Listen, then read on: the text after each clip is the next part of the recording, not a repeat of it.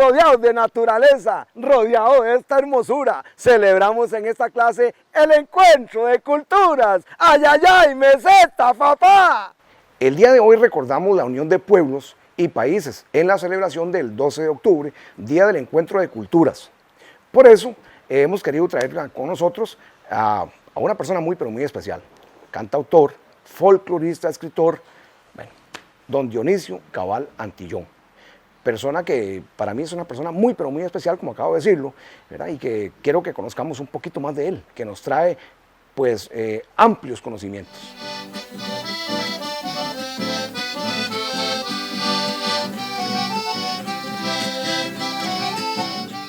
Para mí realmente es un privilegio muy especial estar compartiendo hoy con Dionisio Cabal. Ya me salió copla, ¿verdad? No la tenía pensada, pero está bien. Ustedes sabrán que don Dionisio Cabal Antillón es pues una persona que ha recorrido todo un mundo en el folclore, en la historia, en la cultura nuestra. Y de verdad pues entonces hoy, don Dionisio, para mí es un privilegio especial, como lo acabo de decir. Y entonces quisiéramos como entrar en materia con el asunto, ¿verdad?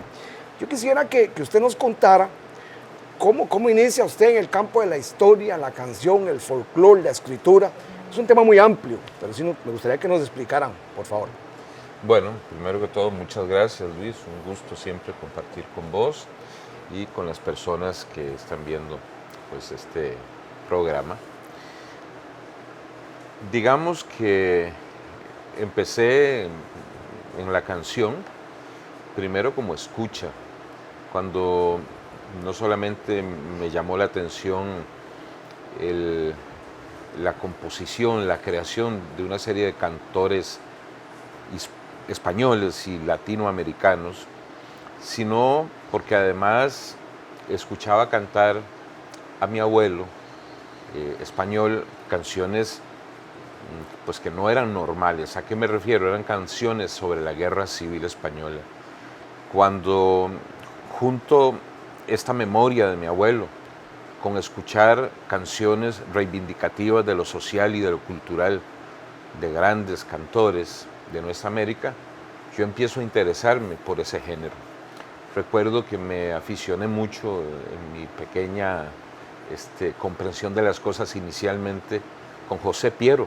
Me parecía que las letras de Piero eran singulares y luego por ahí conocí a Silvio Rodríguez, pero ya para entonces había escuchado cantar a Ali Primera, a Soledad Bravo y a mi abuelo mismo. Entonces empecé así en el mundo de la canción, sabiendo que la canción podía ser una herramienta para ayudar a la transformación de lo social.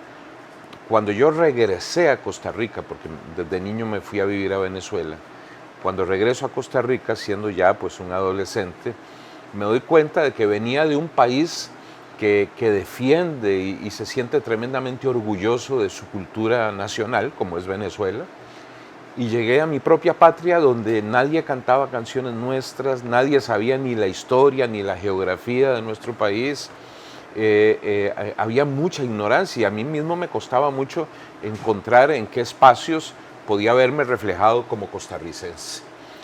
Es ahí donde inicio una búsqueda de quiénes somos identitariamente hablando los costarricenses, y tuve la inmensa suerte de llegar a conocer a Emilia Prieto. Cuando Emilia Prieto me abre las puertas, me da la luz para entender dónde es que está la riqueza cultural de Costa Rica, soterrada, marginada desde el punto de vista oficial, entonces también empiezo a estudiar la cultura popular nuestra y obligatoriamente tengo que tratar de contextualizarla, y ahí es donde me intereso en la historia, porque la cultura de Costa Rica o de cualquier pueblo no se puede entender fuera del marco histórico que la produce y de los fenómenos que se dan en la historia de un pueblo. Y de esta manera me doy cuenta también que hay grandes lagunas de carácter histórico en la formación de los costarricenses.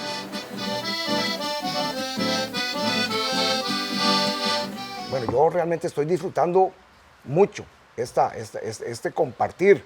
Yo no diría entrevista porque estamos entre amigos y realmente pues me tiene muy, muy feliz el estar adquiriendo tantísimo conocimiento de parte tuya, lo cual pues reitero mi agradecimiento. te quisiera preguntar qué importancia se les dio a las coplas en la época de la conquista.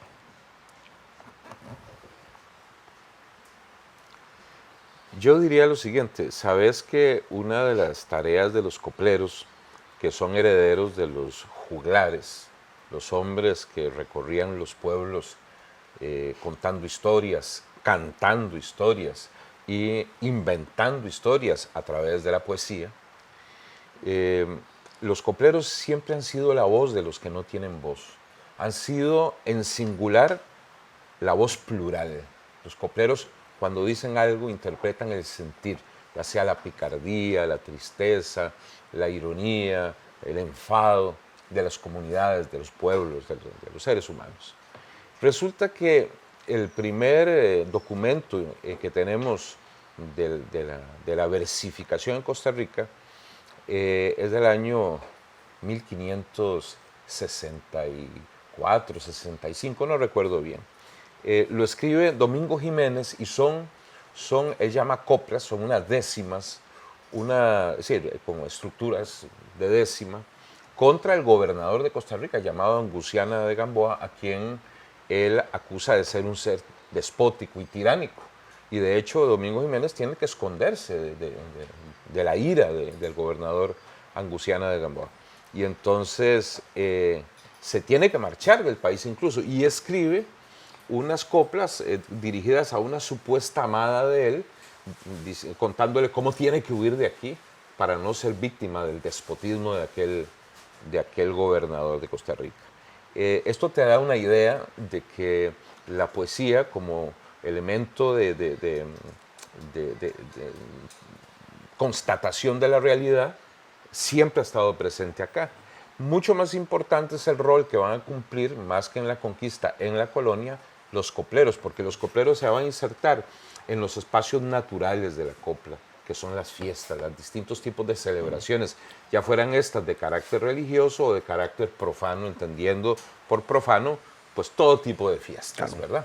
Desde las corridas de toros hasta las fiestas, antes no se celebraban, la celebración del cumpleaños es una costumbre sajona, anglosajona.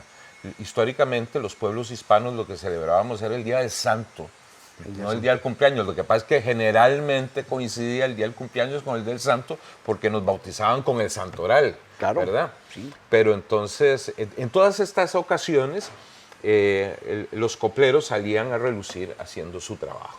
O sea que ayudaban también a ir concretando expresiones de las vivencias propias de esta comunidad. Ya no era solamente decir coplas de memoria, sino coplas que reflejaran lo que los habitantes de Costa Rica en ese momento, pues los colonizadores, estaban viviendo. Excelente.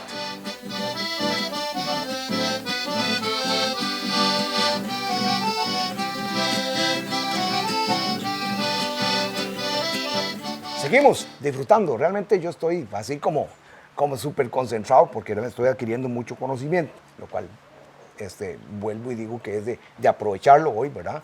En el libro escrito precisamente por usted, La Bomba y la Copla Costarricense, nos cuenta sobre algunos ejemplos de coplas españolas que fueron conservadas en la memoria campesina costarricense. Muchas de ellas formaban parte de cancioncillas. Vamos a irnos al libro directamente, ¿verdad? Tenemos algunos ejemplos. Por ejemplo, valga la redundancia, dice, aquella que me recuerdo dice, duérmete niño, no, como ya se me olvidó, duérmete mi niño, ¿qué tengo que hacer? Lavar los pañales, sentarme a coser. Y ahí también está la otra, aquella señora Santana, porque yo era el niño, por una manzana que se le ha perdido. Esas son canciones que nos cantaban a nosotros, ¿verdad? Y entonces quiero preguntarle, vamos a ver, ¿cuándo empieza a ser la copla nuestra a convertirse en copla costarricense? Muy bien. Bien, digamos lo siguiente, por herencia todo el acervo que viene con el conquistador y el colonizador, pues en algún momento va a empezar a hacer pertenencia de los pobladores de esto. Lo que va a definir a la copla como costarricense ya no es tanto las variantes sintácticas, que también tiene que ver, pero son menos importantes, como los contenidos.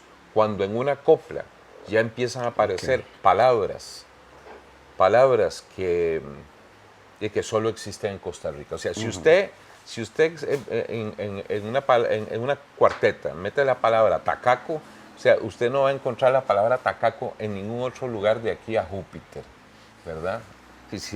Tacaco es costarricense. Entonces, cuando se empieza a hacer alusión a elementos sustantivos como los frutos de la naturaleza, algunos lugares, o sea, si se menciona el Irazú, el Barba, el Turrialba, evidentemente, entonces ya la geografía nacional empieza a impregnar la poesía.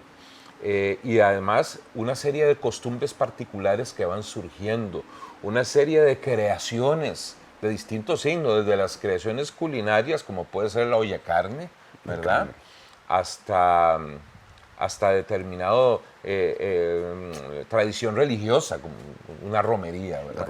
En el momento en que las coplas empiezan a llenarse de la sustancia vital que informa la cotidianidad, ¿no?, de la vida de las personas que aquí habitan, entonces ahí empieza a hacerse costarricense. Pero además, el costarricense va a desarrollar un gusto particular por determinados tópicos. Así como se dice que los españoles han tenido un sentido trágico de la vida, que es grandioso y es maravilloso y que ha producido grandes obras, no solo literarias, ¿no?, sino sociales, de la misma manera el costarricense es lo contrario. El costarricense no tiene un sentido trágico de la vida. No nos gusta la muerte, nos burlamos de la muerte, le huimos a la muerte, la denostamos contra el diablo, nos burlamos del diablo, le faltamos el respeto, somos iconoclastas. El costarricense se sujeta a las reglas, pero odia las reglas, ya sean reglas de carácter religioso, reglas de carácter económico, laboral. O sea, el tico normalmente tiende, bueno, el tico histórico, ¿no? Ahora la gente está un poquito domesticada, como decía don Pepe, pero siempre ha sido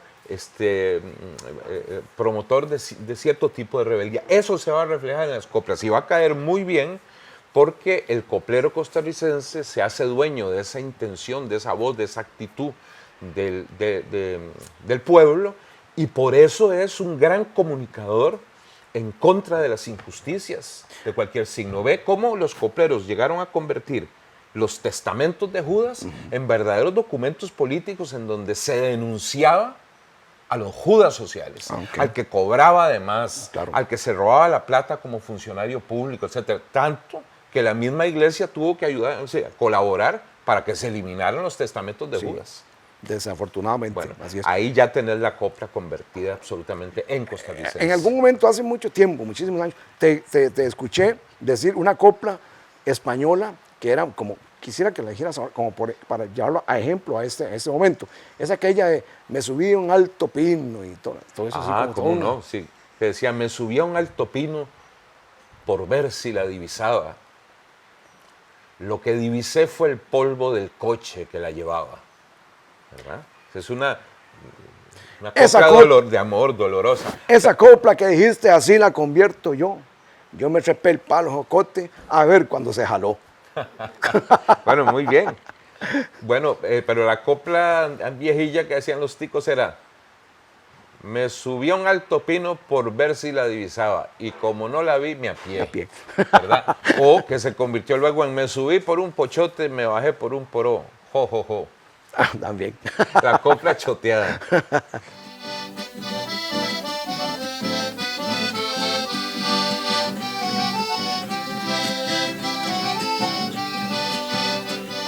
En su libro también se recopilan evidencias de adaptaciones y de cómo los costarricenses fueron dando su propio sello a las coplas. Por ejemplo, una versión española sería: dos cosas tiene Albalate que no las tiene el Perú: la fuente, el ayuntamiento y el obispo de Cebú. Pero venimos a Costa Rica y decimos esta, más o menos parecida, ¿verdad? Es una adaptación. Dos cosas tiene Cartago que no las tiene el Perú: son la Virgen de los Ángeles y un negrito como tú. Yo diría una negrita como tú. Entonces, lo que yo quisiera como que nos metiéramos en el asunto, Leoni, sería yo quisiera saber sobre lo criollo y lo mestizo. Y como en el siglo XVIII se incrementa la importancia social de los copleros en los convites, los bailes con bombas, no sé, en las corridas de toros, en los desfiles de boyeros, en los turnos. Entonces, así que me encantaría que nos hablaras de esto. Bueno, en la época colonial, tomando en cuenta, es decir, no olvidando que Costa Rica fue la más pobre de todas las provincias del Imperio Español. Tanto que nosotros, antes de ser independientes, ya éramos autónomos. O sea, aquí no se ocupaban mucho de nosotros, ¿verdad? Esa es la verdad. Entonces, aquí los costarricenses teníamos un nivel de autonomía que ya se lo hubieran deseado las otras provincias, pero eso obedecía a la pobreza material del país, que era mucha. Decía don Diego de la Haya en un informe al rey, la pobreza de este país, de esta provincia, es tanta que toda ponderación es poca. Así por mucho que yo quiera que usted me entienda lo pobre que es esto, no se lo va a imaginar. De ahí derivan una serie de virtudes del costarricense. Pero entonces las fiestas de los costarricenses, de lo que podíamos empezar a llamar costarricenses, ¿verdad? Porque el término costarricense ya importa consigo el elemento del mestizaje. Los indios, asimismo, no se llamaban costarricenses, es decir, no se reconocían como costarricenses. El concepto costarricense es un concepto mestizo, ¿verdad? Es decir, el costarricense va a formar su ADN sobre la base de la mezcla hispano-huetar y con algún porcentaje de la población negra llegada a la par de los conquistadores a someter a los indios también. O sea, no todos los africanos que llegaron aquí llegaron en condición de esclavos. Eso hay que aclararlo también porque no se dice lo suficiente. Incluso había esclavos blancos. Es un tema para otra historia. Vamos a decir que entonces las fiestas que aquí se hacían eran muy sencillas, pero eran muy hermosas. Por ejemplo, la batalla de moros y cristianos. Entonces, en el centro de Cartago se ejemplificaba algo que hoy ha quedado como juego de niños, que era un montaje teatral. Y en ese montaje teatral los copleros eran los que le daban voz al argumento de aquella batalla entre moros y cristianos. Luego venían los convites. Era cuando los copleros se iban de casa por casa anunciando que ya venían las fiestas de la Virgen o de tal o cual santo, y no solamente la invitación, sino que a través de las coplas le decían a cada familia qué era lo que tenía que aportar para las fiestas. Por eso era un convite, ¿verdad? Bueno, estos convites lo hacían normalmente entre dos copleros. Obviamente eso se prestaba para que los copleros hicieran la gracejada de tener algún tipo de enfrentamiento. Pasando el tiempo, esa gracejada se complementó con que uno de los copleros se vestía de mujer. Y eso daba paso a que pudiera haber discusiones de tipo, digamos, de género, ¿no? De tipo matrimonial, ¿no? Entonces, un coplero se vestía de mujer y entonces asumía el rol femenino, cosa que hoy no es necesario porque hoy tenemos mujeres copleras. Claro. Entonces, esos convites pues se hacían a través de la versificación, a través de las bombas, que eran totalmente improvisadas. Entonces, una bomba decía, usted tiene que llevar una carga de leña, usted tiene que aportar un ternero, usted 3 gallinas, usted tiene que ser mano de obra en la cocina del turno, etc. Los copleros entonces además recogían dinero en su sombrero que luego entregaban fielmente en la parroquia. No se lo robaban, esos en dineros, ese tiempo no claro robaban. que no. Sí, ¿por qué? ¿Vos qué experiencia has tenido? Entonces entregaban ese dinero que servía de adelanto para la preparación de las fiestas. Los copleros estaban presentes, ya lo decíamos, en los rezos del niño, estaban presentes en la quema de Judas, estaban presentes absolutamente en todo tipo de representación baile de la panadera popular. El baile de la panadera que surgió como un baile que se hacía después de las cosechas o durante el proceso de las cosechas que no eran exactamente de café en esa época. Podía ser sobre todo la cosecha del trigo, la cosecha del tabaco, la cosecha del maíz.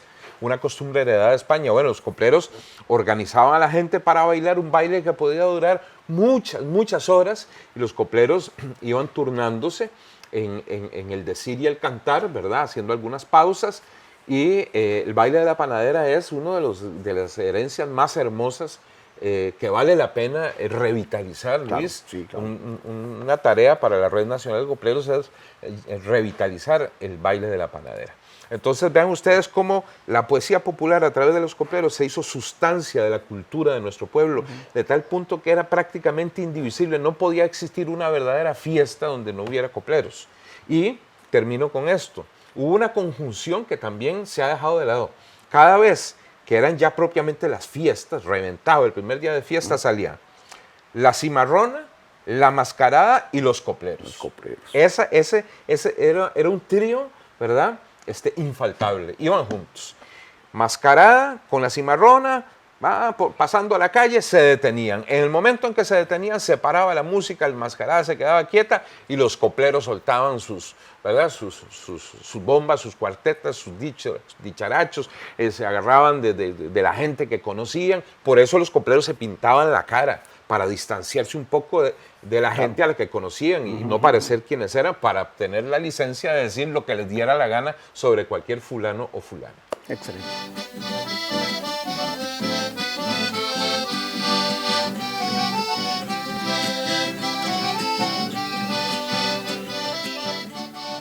Bomba, con todo el conocimiento, yo me siento impresionado.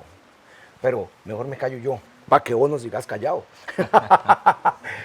Bueno, Johnny, en diferentes países existen copleros, ¿cómo se llaman estos otros? Trovadores y todo esto, ¿verdad? Pero me gustaría también que tocáramos el tema ahí, ¿qué se destaca o qué se resalta de lo que es el coplerío costarricense? Muy bien, digámoslo rápidamente. Todo el mundo de origen íbero, porque también en la tradición portuguesa hay copleros y en la tradición catalana hay copleros, sí, todo ese mundo que es Iberia, ¿verdad? Y su extensión culturalmente hablando a la que nos queremos referir, que sería nuestra América, como le llamaba José Martí, o incluso lugares tan lejanos como las Filipinas. Es decir, donde quiera España puso su planta, hay formas de decir la poesía popular, de expresar, de improvisar la poesía popular. Una de las formas más gustadas en nuestro continente es la décima. Y vamos a encontrar grandes decimeros en Cuba, en el sur de México, en Panamá, en algunas zonas de Colombia y de Venezuela, en Uruguay, en Argentina, en Puerto Rico. Son las zonas donde básicamente están los decimeros. Los costarricenses no fuimos muy aficionados a la décima. No es que no hubiese gente que dijera décimas, pero fueron excepciones. De la misma manera, hay distintas formas de improvisar las cuartetas en todos los países de América, desde Canadá, que tiene también un componente de herencia hispánica, al igual que Estados Unidos, que no debemos olvidar, aunque ha sido invisibilizado, hasta Argentina. Los poetas populares improvisaban generalmente en cuartetas octosilábicas y lo hacían normalmente cantando, ¿verdad? Cantando. El coplero costarricense fue prescindiendo de cantar las canciones y a usanza de algunas zonas de España, como Extremadura, cantar las coplas. A usanza de ciertas zonas de España, los costarricenses dicen las coplas. Perdón, disculpa. Yo personalmente, yo inicié en esto de las coplas cantando coplas. Hace unos 45 años más o menos, y yo inicié allá en mi querido Santiago de San Ramón, cuando llegaban a los turnos el conjunto popular y comenzaban a cantar el caimán. Ahí yo me metía por entre los señores estos y me decían a copla. Y ellos me decían, quítate, porque le estaba robando el show a ellos. Yo inicié cantando coplas. Muy bien, pero ve qué curioso, porque cuando ellos hacían eso era sin duda por influencia colombiana. El caimán es una melodía colombiana que sirve para improvisar coplas. Tiene un estribillo que siempre es el mismo, se va el caimán, pero la melodía es siempre la misma y con esto se dicen coplas. Bueno, a lo que quiero llegar es a esto. El coplero costarricense normalmente prescindió de la copla cantada, de la canción o de la parte melódica de la copla. Esto supone un grado mayor de dificultad, porque la musicalidad la pauta musical, el metro musical, le está dando al coplero la medida del verso. Es mucho más difícil improvisar en el verso octosilábico o en el verso, en la métrica que se haya impuesto el coplero, si no estás cantando. Entonces tiene más mérito cuando no se canta. Ahora, sí recuerdo que la mayoría de los copleros de cuño antiguo, como Rodrigo Venegas, como Chico Buría, de aquí de Zaragoza de Palmares, sí cantaban el último verso. Cuando se soltaban una retahíla o una parrafada de coplas, el último verso sí le ponían la musiquita. Sí, decía, más o menos recuerdo por ahí que decía, yo me siento muy feliz, lo dije desde el inicio, de estar con todos ustedes y también con don Dionisio. Eso era lo que quedaba. Tradicionalmente el último verso se cantaba como una reminiscencia de que la copla fue cantada en algún momento. Entonces hay otra cosa que destaca como particularidad del coplero costarricense, y es que si bien en la mayoría de los países se improvisa en octosilábicos, el coplero tradicional, histórico, de cuño antiguo, tenía las siguientes características. Muchas veces hacían doble rima. Rimaban el primero con el tercero y el segundo con el cuarto. Eso es una característica, ¿no? Segundo, muchas veces podían alardear de hacer versos pentasilábicos. O sea, versos de 5 sílabas, ¿verdad? Aquello famoso de pericos muertos, naces podridos, mandame plata, que estoy jodido, ¿verdad? Caramba triste, cara afligida, talones crespos, uñas para arriba. Bueno, eso no es tan fácil, porque en la medida en que al hacer una copla tenés que prescindir de las preposiciones, tenés que condensar más las palabras, y en Costa Rica hubo una gran afición. Creo que el verso pentasilábico es el segundo en preferencia del coplero nuestro. Lo otro es el coplero que usa los hexasílabos, que lo toma de los villancicos, que normalmente están compuestos en hexasílabos. Esas serían características formales del trabajo del coplero. Y lo otro serían los contenidos de las coplas, a lo que aludíamos hace un momento cuando decíamos que tenemos ciertas preferencias que vos has estudiado muy bien, sobre las cuales nos gusta versificar, ¿verdad? Y la manera de hacerlo, ¿verdad? El amor, la política y la religión, pues generalmente teñido de muy buen humor. Excelente, excelente. Bueno, quisiéramos aquí cómo seguir, ¿verdad? Pues tenemos tema muy, muy amplio. Pero bueno, estamos llegando ya al final. Y de verdad, pues lo que me queda es, Dionisio, nuevamente, reconocerte la disposición, el tiempo tuyo. Y de verdad que para ustedes, que aprovechemos realmente esta clase, todo este despliegue de conocimientos que nos ha traído hoy Dionisio. Y realmente, pues, reitero el agradecimiento. Quiero decirles también que mucho de lo que ustedes y nosotros estamos compartiendo, ¿verdad?, es tomado de este libro, de la copla, La Bomba Costarricense, de Dionisio Cabal Antillón, ¿verdad? Ya lo saben. Dionisio, pues, nada más agradecerte muchísimas Luis. Gracias. Realmente para mí es muy valioso ese conocimiento que nos has aportado. Muchas gracias. Encantado y agradezco este espacio.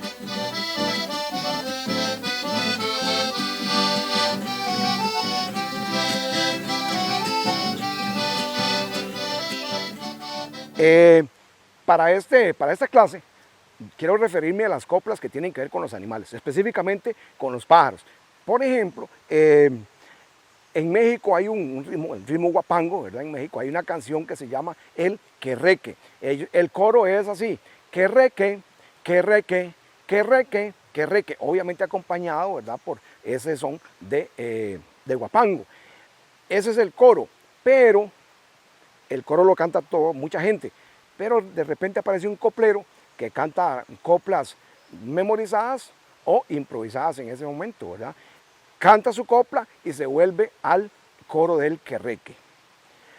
Les sugiero, digamos, a ustedes que busquen en internet y encontrarán que la palabra querreque en forma conceptual deriva del pájaro que acá en Costa Rica lo conocemos con el nombre de carpintero. Ese pájaro emite un sonido suave con el que parece decir crr, crr, o sea, de ahí de tal expresión, en calidad de apodo a una persona muy parlanchina, entonces ahí se le llama carpintero, por eso el querreque, ¿verdad?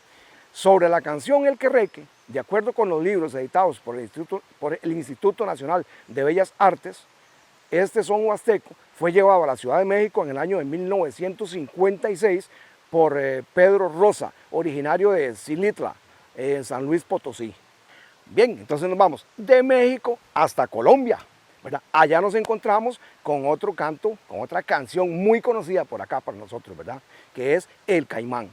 En 1945, José María Peñaranda compuso el texto de Se va el Caimán, en la que recogió una leyenda que circuló ampliamente en la costa caribe, según la cual, gracias a la brujería de un hombre del poblado de El Plato, cerca de Barranquilla, tomaba una pócima para convertirse en caimán, con el objetivo de espiar a las mujeres que se bañaban en el río Magdalena. ¿Qué quiero decir con esto? Que entonces para decir coplas, para cantar coplas, podemos pues recurrir a diferentes temas, como ya lo hemos dicho anteriormente. En este caso, por ejemplo, esto del querreque, ¿verdad? Entonces, eso es un ritmo que no es por acá, pues muy conocido en nuestro ambiente. Es el ritmo de guapango, ¿verdad? Pero quizá usted sí ha escuchado esto de se va el caimán, se va el caimán, se va para la Barranquilla, se va el caimán, se va el caimán. Ese es el coro que se canta, ¿verdad? Ese es el coro que se canta. Pero cuando te termina de cantar el coro, entonces entra el coplero o la coplera improvisando o con versos ya pues memorizados, ¿verdad? También. Y podría decir, qué sé yo, ahorita yo estoy contento, ahorita yo estoy feliz, cantándoles el caimán, de aquí desde mi país. Eso es una, ¿verdad?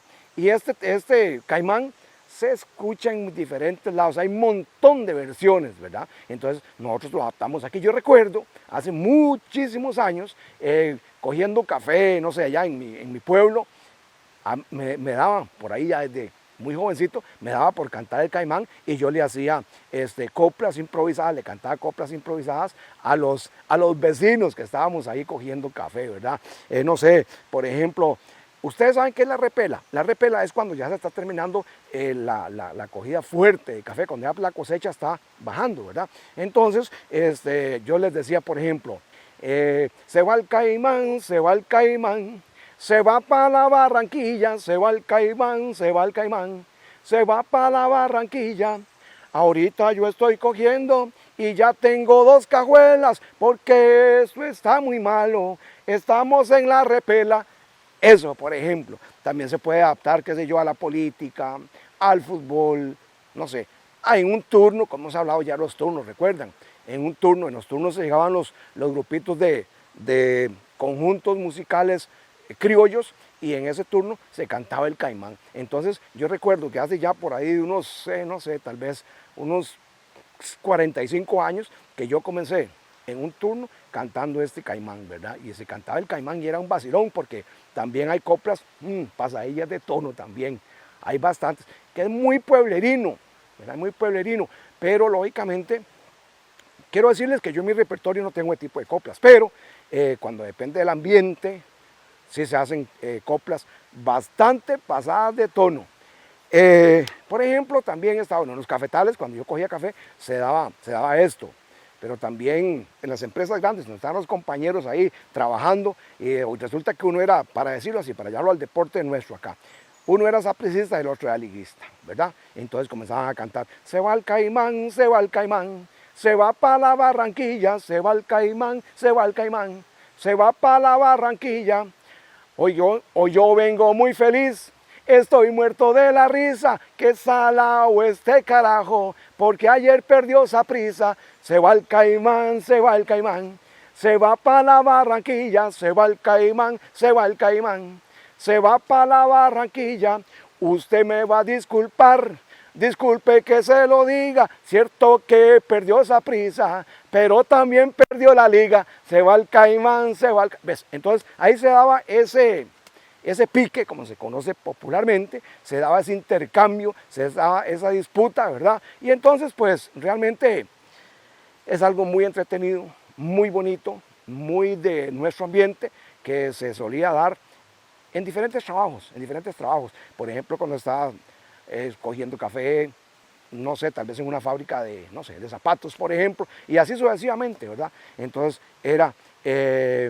quise traerles este ejemplo hoy para que ustedes se den cuenta que también los animales están involucrados en lo que son las coplas.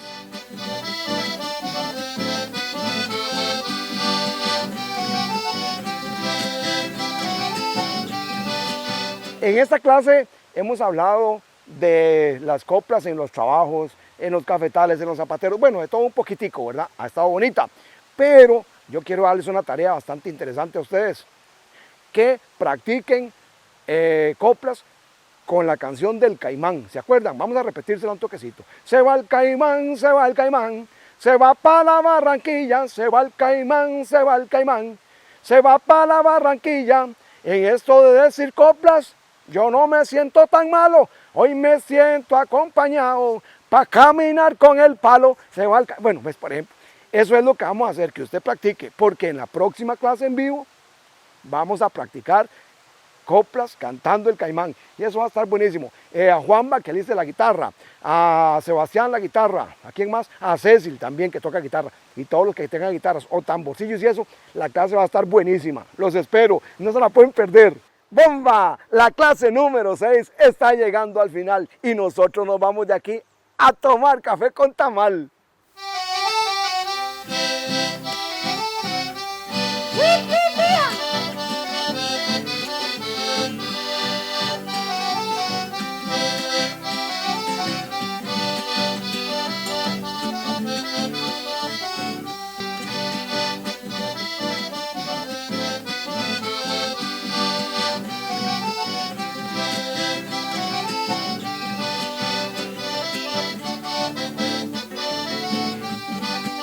¡Wip!